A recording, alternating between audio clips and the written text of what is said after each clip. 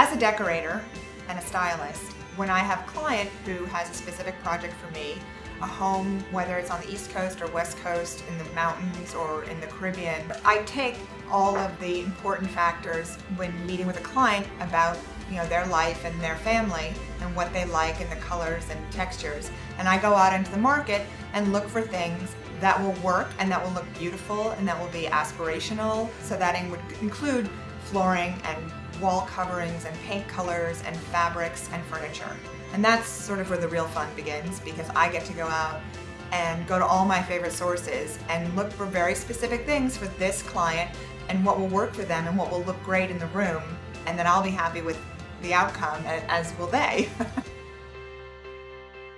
The average consumer can find inspiration in their local neighborhoods, whether it's their architecture in their town or the landscape where they live. If they own a home someplace that's like a beach or a mountain, they can find inspiration in their local thrift stores or antique stores from things in the past, and they can find inspiration from magazines. I'm always buying all the latest design magazines and plowing through them and dog-earing pages and putting everything on a color copier to make tear sheets.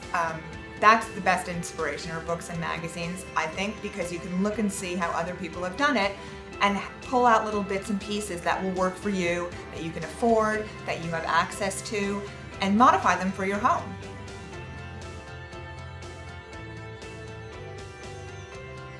Even something as simple as a shoebox can inspire somebody. I was incredibly inspired by a beautiful shoebox from a company that is based out of Paris, and it's a very old world couturier, and the box was so spectacular. The color French blue that they used, the black satin ribbon, completely inspired my apartment in New York City, and everything in the apartment was that beautiful French blue with white and a little bit of black detailing. So I was completely inspired and decorated my own home around the design of a wonderful shoebox from a French fashion house in Paris. When you're decorating on your own and doing it for yourself, a lot of times you can find one thing in a store, a rug, an area rug, or a piece of furniture that you love and adore, and that can be your point of departure, and you can base your room design and your colors and your fabrics around that one piece. That's always a great idea.